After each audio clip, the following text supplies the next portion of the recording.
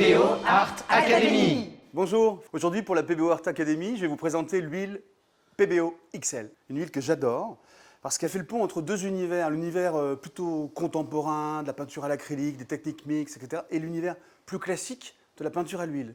Et cette huile-là, ils ont réussi à faire vraiment une jonction entre ces deux univers en ayant la richesse, la beauté, l'onctuosité de la peinture à l'huile, tout en ayant les caractéristiques plus modernes, séchage rapide, couleurs éclatantes, iridescentes, glacis, tout ça. On va regarder tout ça en détail, mais c'est vraiment une peinture magique. Alors cette huile, elle existe dans plein de conditionnements différents pour tous les besoins, de 20 ml jusqu'au pot de 650 ml pour les grandes surfaces. Moi, j'aime beaucoup travailler avec ces tubes de 180 ml. D'abord très agréable à prendre en main, très pratique.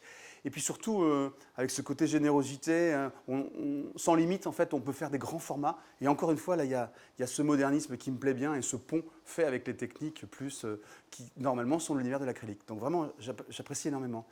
Une gamme large, 64 couleurs, et en plus, à l'intérieur, 7 couleurs iridescentes. Vous allez voir ça, Dina, elles sont très particulières, magiques.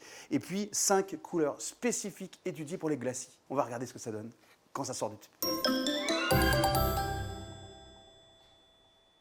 Donc maintenant, on y va.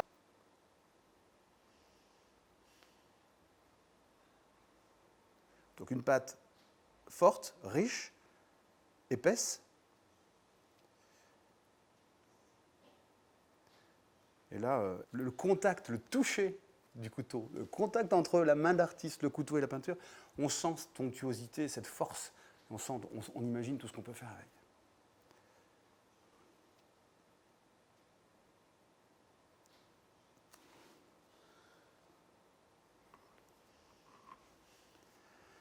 Aussi, ce qui est important, c'est dans toute la gamme, on a une constance de la pâte.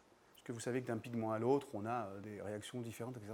Tout est formulé pour que la gamme soit complètement homogène, que la pâte soit homogène, le séchage soit homogène aussi, qu'on ait entre 24 et 48 heures de séchage, quelle que soit la couleur. Et ça, c'est vraiment important pour le peintre. Alors maintenant, je vais vous présenter une peinture iridescente. On va prendre cette couleur. Voilà. Et ça, c'est magique. Alors, on a une pâte un peu plus onctueuse, un peu moins résistante, parce que justement, ce n'est pas une peinture normalement qui se travaille en épaisseur. L'iridescence, elle va être intéressante en surface. Surtout, ce qui est vraiment extra, c'est ce léger effet satiné, brillant, scintillant. Donc maintenant, après avoir vu les iridescents, un petit test avec les peintures pour glacis. Quand je vois un gris de pen, j'ai toujours du mal à résister.